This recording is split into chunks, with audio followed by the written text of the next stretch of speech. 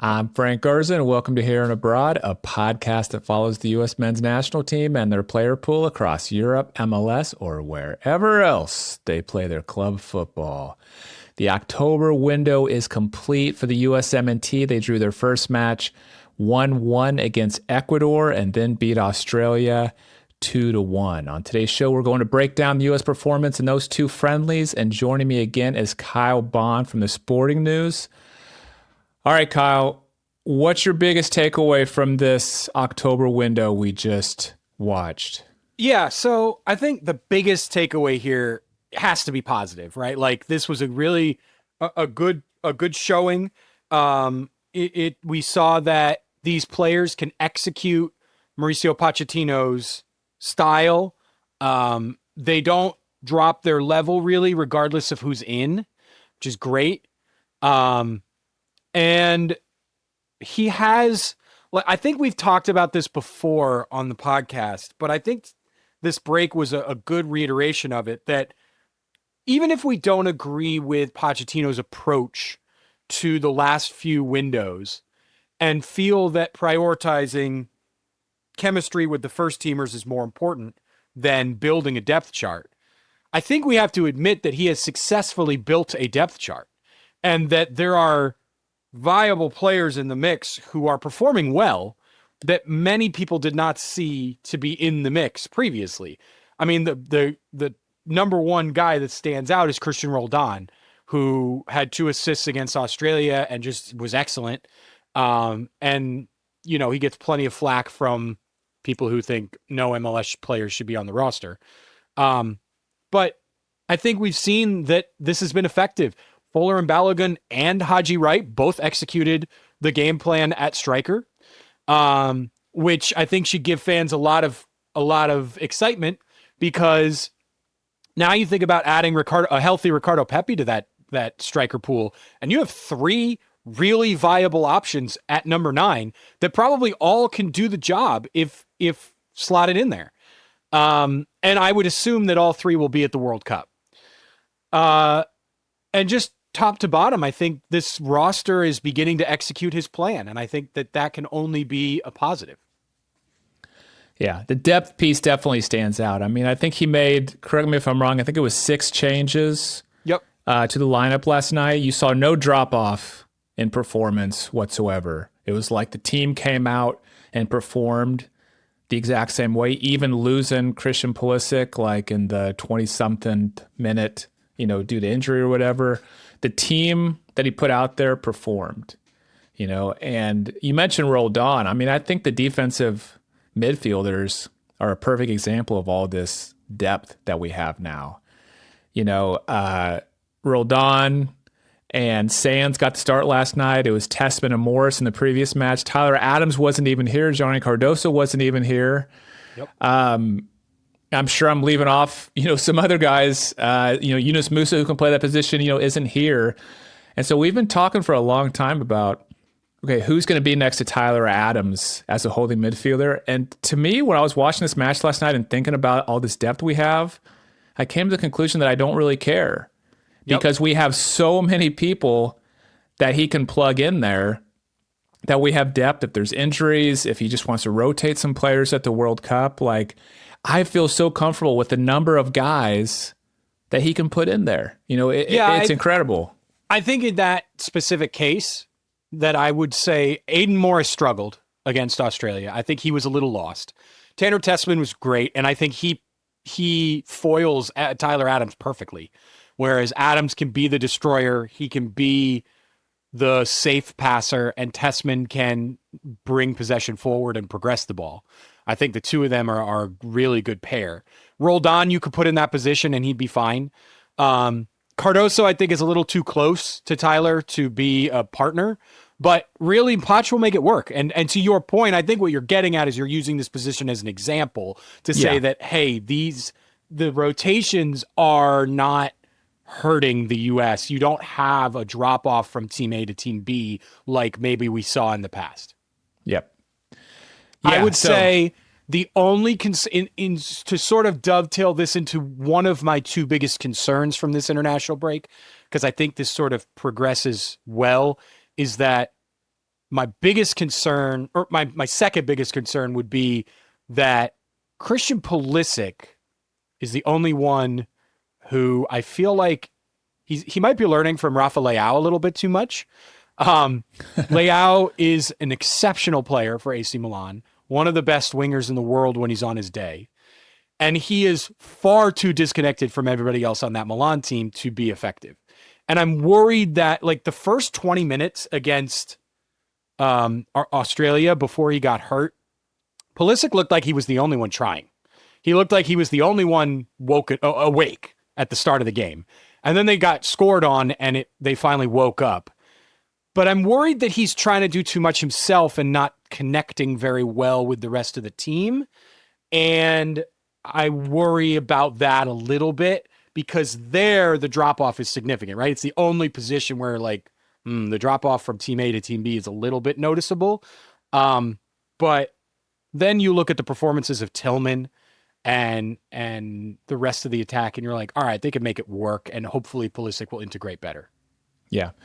I mean, hopefully, and part of this is because, you know, he had the injury, came on as a late sub against Ecuador, just was able to go the first 20 minutes against Australia. Maybe he would have got more in the flow. Maybe it would have looked more fluid. You know, we'll see. I'll give him that. I'm really anxious to get into some of these player performances because we're already into it a little bit. But I just want to mention one other thing about no apologies. But I want to mention one other thing around the takeaways. Is another takeaway from me was, you know what, Kyle? We're on a 3-match unbeaten streak. And I know how like minuscule that sounds, but I just think it's so important we develop some positive momentum. I don't buy this narrative at all that it doesn't matter until we get to the World Cup and you know, we're going to get to the World Cup and all of a sudden we're going to start, you know, winning, even if we've been losing beforehand. I don't buy that at all. I want to see us build some positive momentum. 3 unbeatens, you know, 2 wins, 1 draw in the last 3 matches against really quality opponents. I know it's not a lot. No one's going to write about a 3-match unbeaten streak, but it's a start, you know, and I just want to continue this. The team has got to have some winning momentum, you know, heading into the World Cup. Yeah, I agree. It just pales in comparison to when you look at Canada's defeat to Australia ended a 9-match unbeaten streak, and Mexico had a similar one. Right. We ended Australia's last night, which was like, I think it was like 12, 13 matches or, you know, something like that. They had not been beaten in 2025, I believe. I think they were one of like 2 or 3 teams in the world to have played at least 9 games and not lost in 2025. But yeah. I mean, their level of competition is different than everybody else's. Yeah. So I'm being a little facetious here, but, you know, you got to get those first 3 to put a streak together. And, you know, we have 2 more coming up in November that we can, you know, keep building on. Let's talk about these players, though. The first thing I want to talk about is striker, number 9. So Balogun got the first start. He scored a goal. Wright got the second start. He scored 2 goals. Both had great games. I mean, talk to me about how you saw those 2 players, how you compare and contrast their performances, you know, what you saw from them.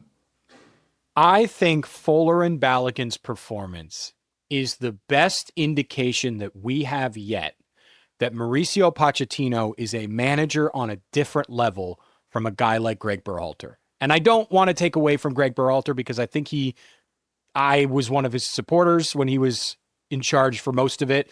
I think he did a job that many don't appreciate, but he complained constantly during his tenure that Folarin Balogun was the best striker he's ever coached at running between the lines and behind the defending unit, and that nobody could find him.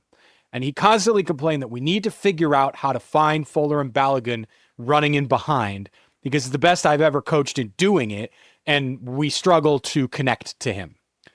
Mauricio Pochettino comes in, and Balogun has the kind of performance where you go, it was coaching, because they can find him, and he's damn good at it.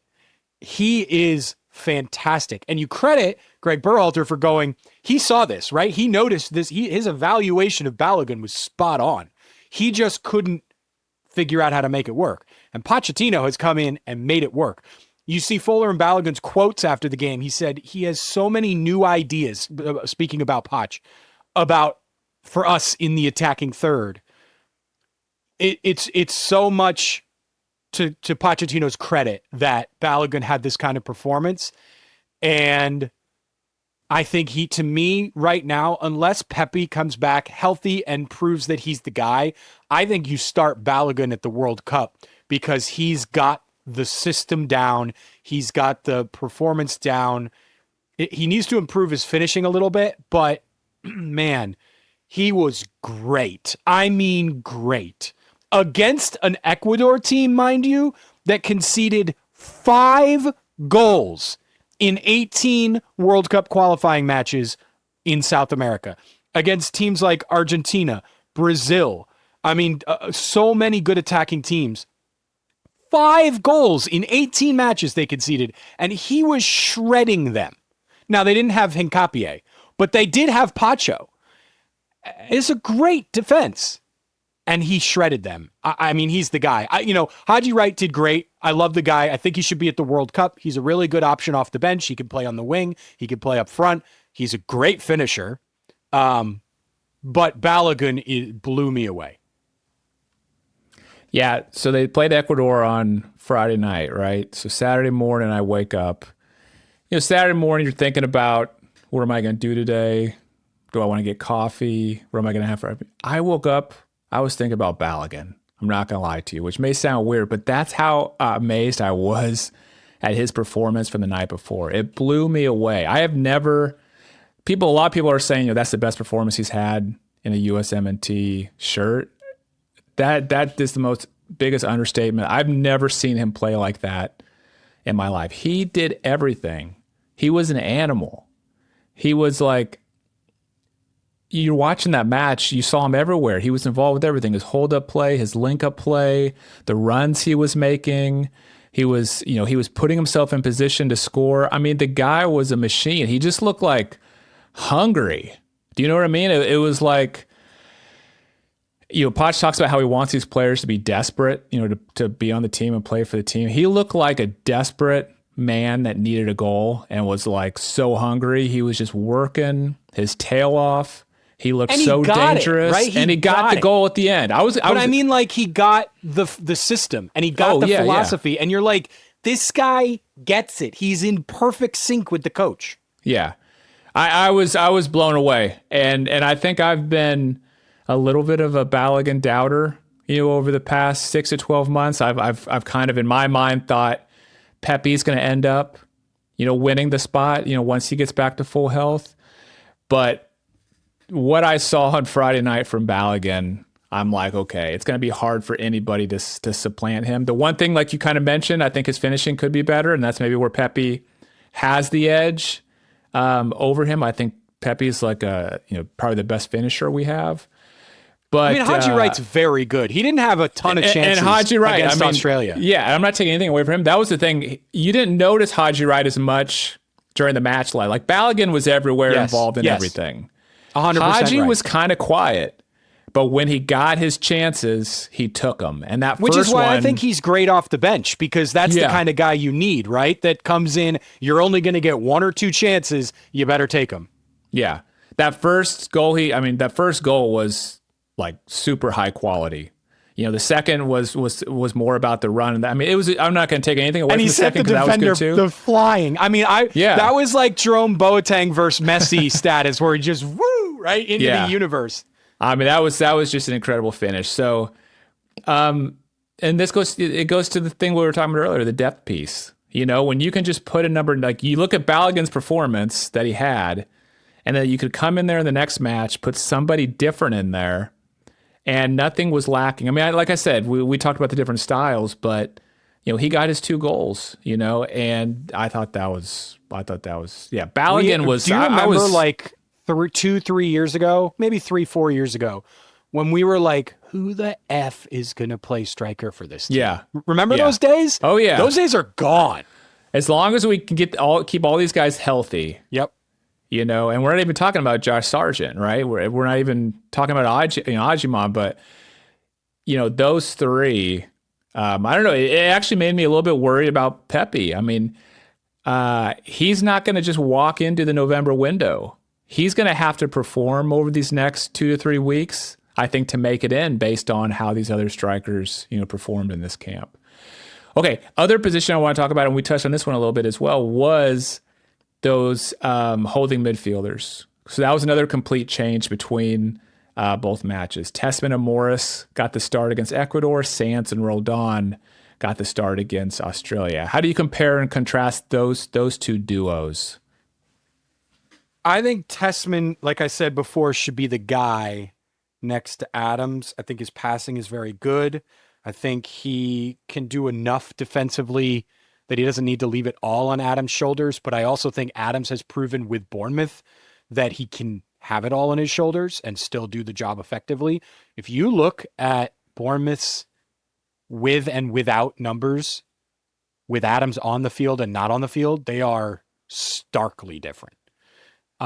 He is the glue that holds that entire Bournemouth team together. And you got to have him in. But I think you need a foil next to him. I don't think you want somebody like Johnny Cardoso who is too similar. Cardoso can't progress the ball at all. And he's just a defensive machine. And he's not playing for his club. And he's struggled when he's been in with the U.S. recently. I don't know if Cardoso is a lock to make this World Cup team. And even if he is on the roster, I think he should be there as an Adams backup, not as a partner in midfield. I think Morris struggled against Ecuador. I just think he was a little positionally lost.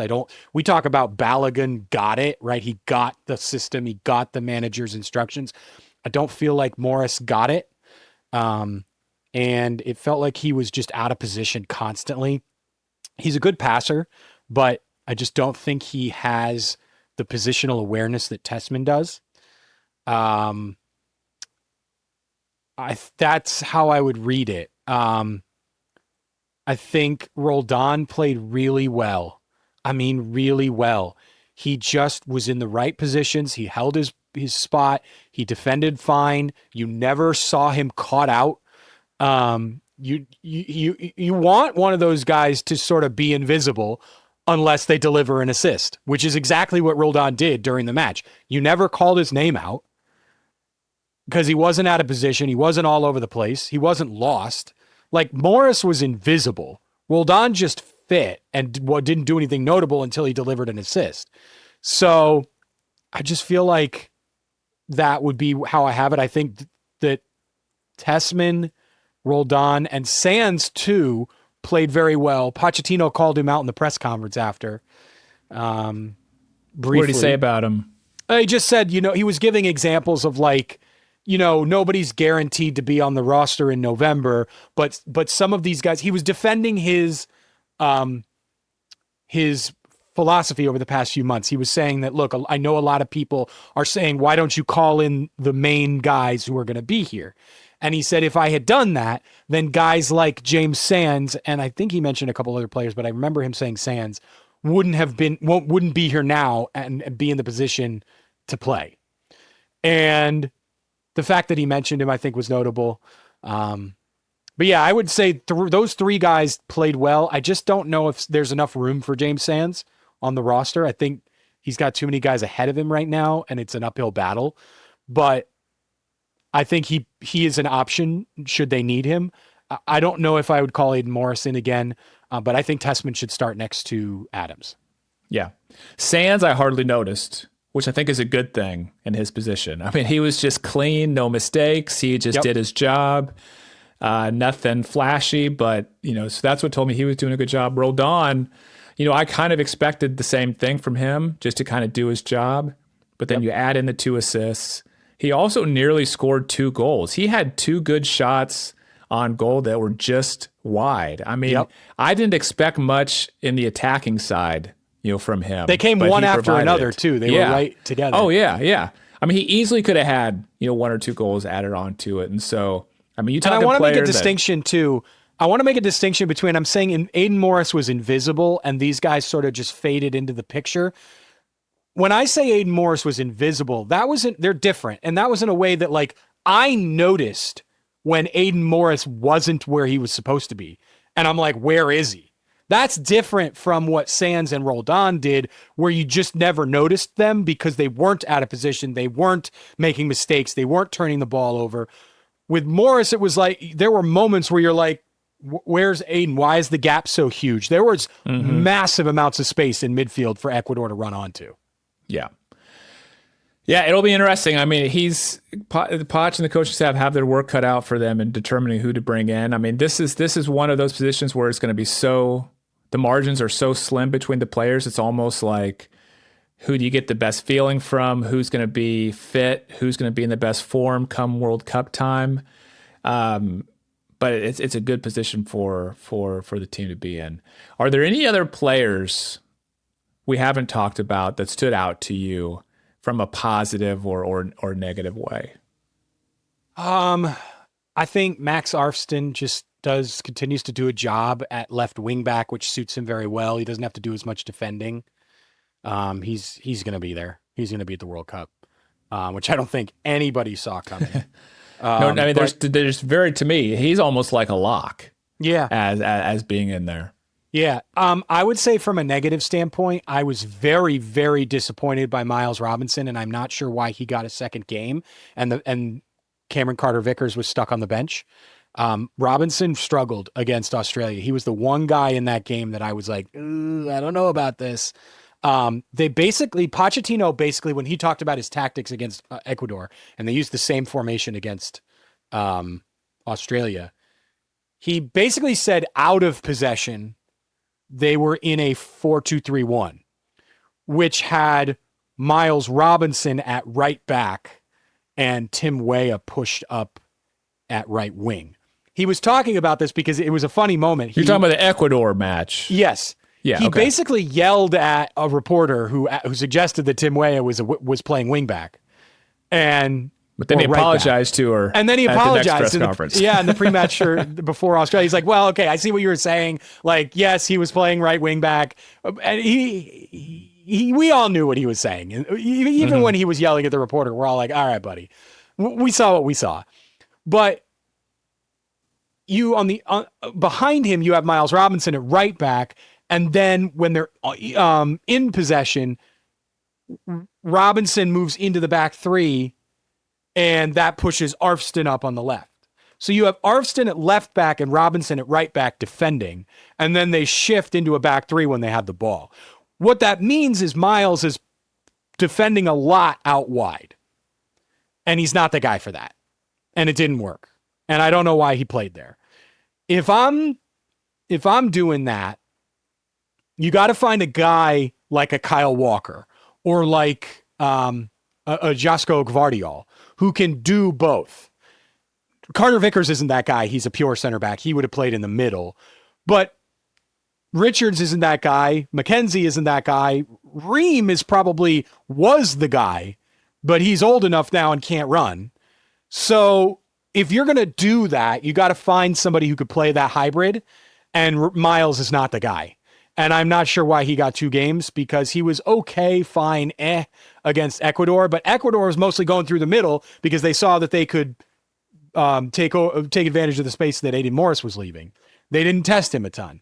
Australia was testing him a ton, both flanks, and he was very, very shaky. Yeah. I was kind of, I don't know if I was as hard on him as you are. I thought he was fine, nothing flashy. But the more important thing is I think that if you look at the minutes, he seems like he's starting to emerge maybe as the third center back on Poch's depth chart. With the one counter argument to that being he gave both of them a start last night, McKenzie and Robinson, so he's going to have a full game comparison. And I thought McKenzie played a pretty clean game last night. Again, didn't really notice him that much, which I think is good for a center back. But it'll be interesting to see what Poch takes around these performances, because he got a lot of data on Miles Robinson. He got a lot of data on Mark McKenzie this window. So how does he apply that, to the November window? I think the guy for that position is George Campbell. Well, I would like to see And Campbell get called into the next camp. Yeah. I would not be shocked if he doesn't get called into November and gets a start or two at that spot for them to evaluate him, because I think he's a guy that plays both positions. So I don't see why not put him. I'm confused as to why they didn't go with him here, but I would love to see him in November. Well, I mean, correct me if I'm wrong, but I don't think Cameron Carter-Vickers even got a minute, did he? He didn't. Did he? So he didn't play at all. And so maybe he brings in George Campbell instead of Cameron Carter-Vickers, and we can talk about why that is.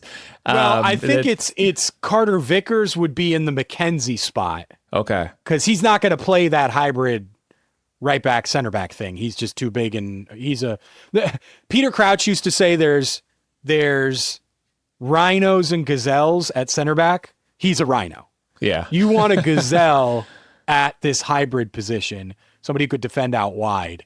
And I think George Campbell is better suited for that. Okay. Well, we'll see. We'll see what happens in November. One other player I want to call out before we move on to doing a brief preview of November is Weston McKennie, because I loved what I saw from McKennie. First match against Ecuador, I thought pretty solid. But last night, this match, so we talked about Balogun being everywhere on against Ecuador. I saw McKennie everywhere against Australia. He was talking to everybody on the field. His energy was high. He was he looked hungry. Yeah. He looked like he wanted to be there. I was surprised in the position Poch played him, as kind of like one of the 10s underneath the striker.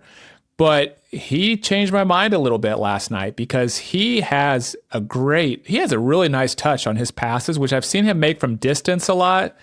I didn't really think of him doing it as much in tight spaces, but he created a lot of chances last night. What'd you think of McKennie's performance? I loved it. And I think what I love about it is there's two reasons. So first off, it reminds me very much of this setup reminds me a lot of Xabi Alonso at Bayer Leverkusen. I don't know if I've mentioned this before, but when Xabi Alonso was at Leverkusen, he played a 3-4-2-1, the same formation. And the two 10s are not the same.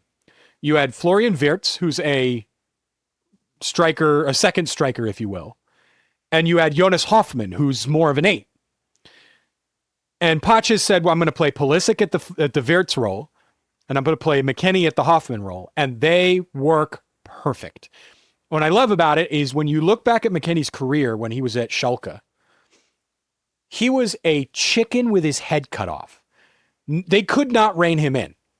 He was all over the place, to his detriment more than his benefit. He was everywhere. And it was like, yo, get this guy in a position. Like, keep him somewhere. You got to give him instruction.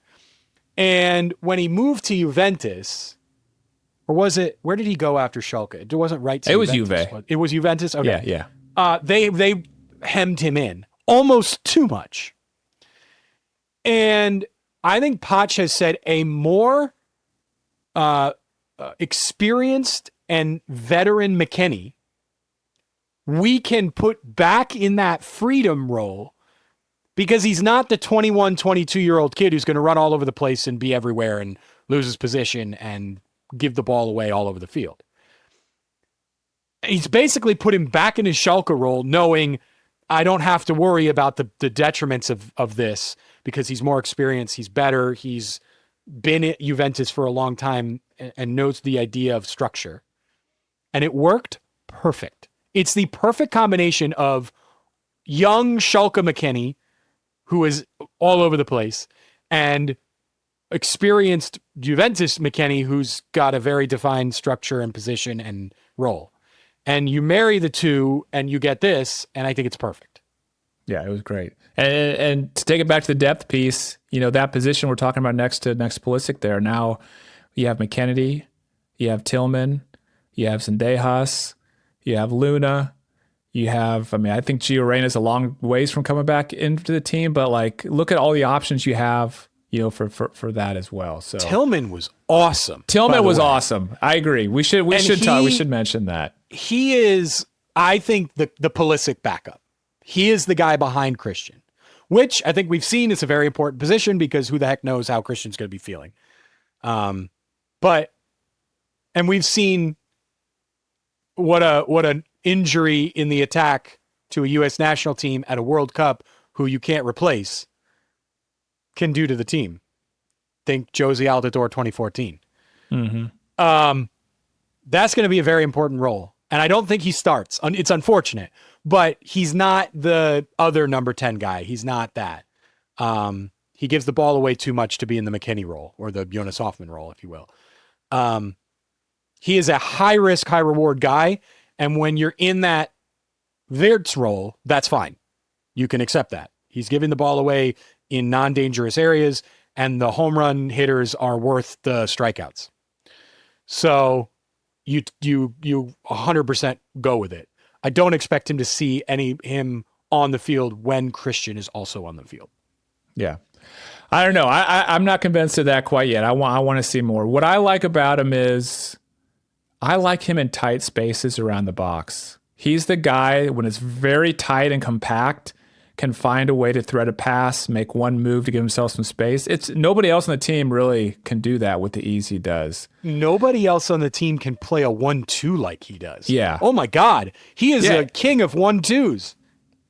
Yeah, I mean, so like when you have a team, when you have a lot of defenders in the box, and you're moving the ball around trying to find spaces, and you get the ball to him, more often than not, he finds some way to lay off a pass. I mean, his pass to Balogun was beautiful. The pass from the corner flag, it was like the 70th minute or so, all the way across to I think it was Diego Luna, like inside the top of the penalty area, was mind-blowing. Yeah. That was unbelievable. Yeah. So I just think he gives you these moments, that he can give you one or two moments in an entire match that are so precious that it might be having him on the field for that entire 90 minutes because of just how great those singular moments are. Okay, let's talk very briefly about November. November 15th, we play Paraguay. November 18th, Uruguay. Roster should be out sometime around November 5th. So plus or minus a few days. No formal announcement, but plus or minus a few days. So that means we're only 3 weeks away from seeing the next roster. What's your thoughts looking ahead to November? What are you going to be watching between now and then? Couple of things. I think this is pretty much going to be the roster with a few tweaks. You want to see Christian's health. You want to see Sergiño Dest's health, and you want to see Ricardo Pepi's health. Those are 3 things to watch. And Anthony Robinson's health, sorry. So 4 guys where you're watching fitness. Adams will be back. Who drops out for Adams? My guess is James Sands. Or I guess you would say Aiden Morris, but they're not really the same player. Sands is more of the Adams guy. I would say Morris is more of a box-to-box 8. I would say I want to see George Campbell in there. I really do want to see him in that third center back role. Personally, I don't think it's going to happen. I think we saw what we needed to see here in this window, that he didn't play a single minute. I really would like to see Cameron Carter-Vickers get one game. Give him one freaking game under Poch. I don't understand the issue, but I want to see him get a chance. I don't want to see him get left out for, numbers game. I think that's stupid. Like Mark McKenzie played fine last night, but I would have liked to see Carter-Vickers in that role. We've already seen Mark McKenzie enough. But I don't think it's going to happen. That's it. I think honestly, everything else is the same. I think maybe you see Jack McGlynn come in for Morris. Maybe that's the guy because he was. Well, I think he's still going to be hurt. Oh, really? Is it that long? Yeah. I saw an interview with him, and I think he said 10 weeks.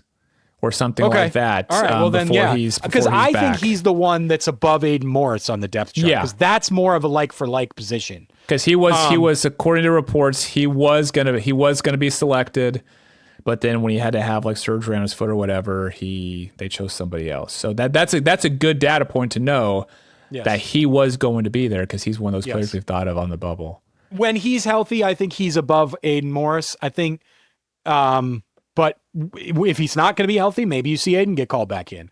Maybe you see Sands and Adams on the same roster and they just go with an additional 6 or Johnny Cardoso and and Adams with an additional 6 over an additional. Well, we'll see. But these are small tweaks. I think that's everything you're looking for. Yeah. The thing is that a lot of these guys that are kind of on the bubble, taking up these last roster spots, or at least who we think of are, not many of them played their way out. I mean, almost everybody made a case for themselves in this window. And so the guys that didn't quite make it in, they have their work cut out for them. One thing I do think we need to keep in mind, World Cup rosters will likely be 26. Right now, we have no official confirmation. They're officially 23. They were temporarily expanded to 26 for 2022 because of COVID and the switch to the winter. The high expectation is it will remain 26. However, there has been a report recently that FIFA is considering an expansion to 30 players. Wow. And if that happens, there's going to be that 4 extra spots will give managers a lot more flexibility. So something to keep in mind as you're building a depth chart for the World Cup, there's the potential that to go to 26 or 30. Yeah. Wow. Jesse Marsh said publicly. Yeah. Jesse Marsh said publicly that they're planning on it being 26. Okay. All right. Well, that's the cool thing about these, fall windows. They happen just one right after the next. So when you get all pumped up about one, you don't have to wait long for the next. So I'm going to be counting down the days till that next roster comes out. Kyle, it's going to be a long wait from November to March. Too. Oh my God, it is. That's the worst one. I'll right? be a little bit more interested in camp, January camp than I have been in the past, I think. Well, thanks for coming on the show, Kyle. I will make sure and put links in the show notes to your X account, which is at @_bonfire, and also to your work at the Sporting News. Thank you so much. Thanks, Frank. And thanks to everyone for listening to Here and Abroad. If you enjoyed the episode, please do me a huge favor and hit that subscribe button if you're watching on YouTube, or that follow button if you're listening on Apple Podcasts, Spotify, or somewhere else. Thank you so much. I'm Frank Garza. You can follow me on X at FrankGarza007, and I'll be back next week with a new episode.